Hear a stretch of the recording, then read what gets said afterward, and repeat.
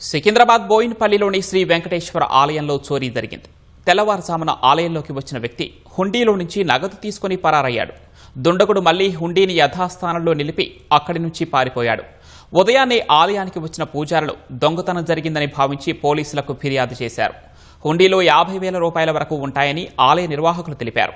ఘటనపై కేసు నమోదు చేసుకున్న పోలీసులు సీసీ కెమెరాల్లో నమోదైన దృశ్యాల ఆధారంగా దర్యాప్తు చేస్తున్నారు.